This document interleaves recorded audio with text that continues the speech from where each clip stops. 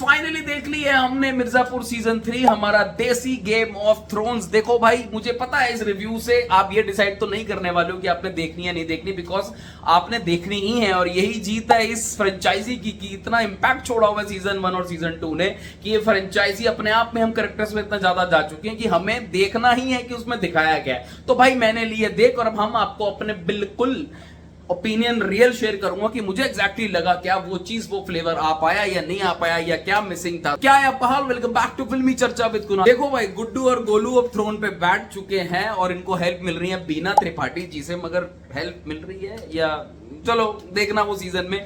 Anyways, ये इनके पीछे पूरा पूर्वांचल पड़ा हुआ है, बिकॉज सबको ऐसा लगता है कि गुड्डू डिजर्विंग थ्रोन पे बैठने वाला कैंडिडेट नहीं है और इनको अपोजिशन में बैठा हुआ है द ग्रेट शरद शुक्ला। अब यहां पे सबको थ्रोन पे बैठना है, अपनी जान बचानी है, और रियल गेम है टू फाइंड आउट हमारा हीरो कालीन भैया। तो कालीन भैया मिलेंगे या नहीं मिलेंगे? मुन्ना जिंदा है कि नहीं है? गुड्डू और गोलू का थ्रोन पे राज रहेगा या नहीं रहेगा? बीना त्रिपाठी का क्या दिमाग चल रहा है? और शरद शुक्ला और छोटे का क्या इन्वॉल्वमेंट रहेगा? देखो, ये सारी चीजें तो स्पॉइलर हैं और ये आपको वेब सीरीज देखने के बाद ही पता चलेगी, पर मैं आपको ओवरऑल एनालिसिस करके बता देता हूं कि वेब सीरीज का इंपैक्ट कितना रहा और कितना नहीं। देखो, जहां सीजन 1 में कालीन भैया का इंपैक्ट था, सीजन 2 में मुन्ना का और गुड्डू का इंपैक्ट था। आपको सीजन 3 में यहां भी मर्द भिड़ते हुए कुत्तों की तरह दिखेंगे, लेकिन असली ताकत होगी औरतों के हाथ में। गोलू जो एक बड़ी स्वीट सी लड़की दिखाई गई थी सीजन 1 में, बट टफ थी, यहाँ पे कुकार दिखेगी आपको, गन्स के साथ दिखेगी, गाली गलौज के साथ दिखेगी, और वो सब चीजें करती हुई दिखेगी। और उसको कहा जा रहा है कि वो यहाँ गुड्डू का दिमाग है।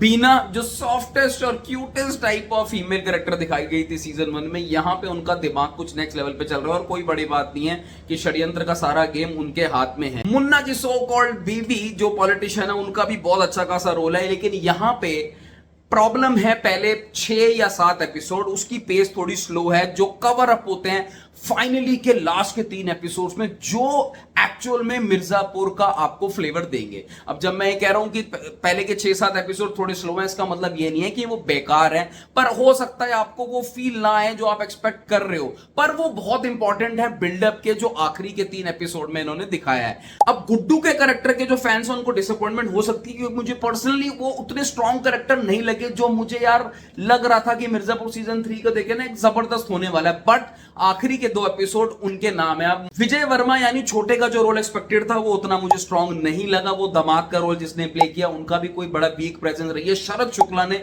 बहुत अमेजिंगली काम किया है। अमेजिंग काम है इसके बीजीएम में, जो पहले ऑलरेडी बहुत ब्लॉकबस्टर बीजीएम है, उसकी लेयर्ड तरीके से, क्रिएटिव तरीके से और उसको एनहांस किया गया है। सबसे बड़ा मेरा डिसअपॉइंटमेंट कालीन भैया के बिना शो कभी था ही नहीं यार। मुन्ना को मार दिया गया है, वो स्पॉइलर में, मतलब कोई बड़ा स्पॉइलर नहीं है, वो मर ही गया था मुन्ना सीजन 2 में, तो नो स्पॉइलर। बट कालीन भैया का मोस्ट एंटिसिपेटेड था ये शो कि उसमें उनकी एंट्री बहुत धड़ाकेदार तरीके से होगी, तो आप काइंड ऑफ समझो कि उनका एक स्पेशल अपीयरेंस ही है, और वेट करो उनके प्रेजेंस का नेक्स्ट सीजन के लिए, क्योंकि इन्होंने सीजन 3 को भी एंड उस तरीके से किया है कि आपको सीजन 4 के लिए वेट करना पड़ेगा। देखो, डायरेक्टर साहब के ओवरऑल विजन को लेके, फ्रेंचाइजी को लेके तो फुल मार्क्स है, मगर इस पर्टिकुलर सीजन के साथ उनके थोड़े से मार्क्स कट सकते हैं। तो क्राइम के लिए +1, टेंशन बनाने के लिए +1, पॉलिटिक्स दिखाने के लिए +1, आखिरी के 3 एपिसोड के लिए +1।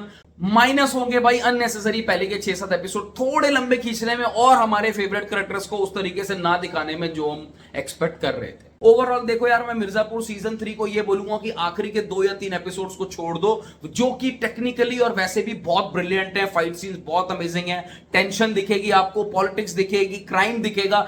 बट पहले के 6-7 एपिसोड थोड़ा सा पेशेंस टेस्ट कर सकते हैं, और वो बिल्डअप है लास्ट के एपिसोड में, तो छोड़ के तो ऑब्वियसली नहीं जा सकते, स्किप नहीं कर सकते, क्योंकि ये बात याद रखना, आखिरी के 2-3 एपिसोड्स में कुछ और भयंकर होने वाला है। वेट करेंगे सीजन 4 का, बट वो डिपेंड करेगा कि पब्लिक इस सीजन को किस तरीके से रिसीव करती है, बिकॉज सीजन 1 का रिस्पॉन्स जो था वो सीजन 2 का नहीं था। सीजन 3 लोगों ने सोचा था कि कुछ बहुत बड़ा होगा, जिस हिसाब से कालीन भैया निकले थे, तो कालीन भैया को 4th सीजन में तो हम जरूर देखेंगे। तो देखो भाई, मैं अपनी साइड से अगर बहुत ज्यादा स्ट्रिक्ट ना भी हूं, तो भी मैं सीजन को दे दूंगा 3 स्टार, क्योंकि जो मुझे एक्सपेक्टेशन थी उस एक्सपेक्टेशन से ना तो स्टोरी इस पे पूरी बिल्ड हुई थी, और ना ही एंड मुझे बहुत ज्यादा कुछ अमेजिंग लगा। बट हाँ, आप क्योंकि नॉस्टैल्जिया फैक्टर है, इस वर्ल्ड को हम ऑलरेडी जी चुके हैं, सीजन 1 सीजन 2 देख चुके हैं, और ये शो बहुत एंटिसिपेटेड है, तो आई थिंक इतनी रेटिंग देनी ठीक रही। और मुझे ये भी पता है कि ये season most viewed prime video पे या किसी भी ओटीटी प्लेटफॉर्म पर रहेगा, बिकॉज ये वेब सीरीज अगर किसी ने नहीं देखी तो भाई देखा क्या। Take care. Bye bye.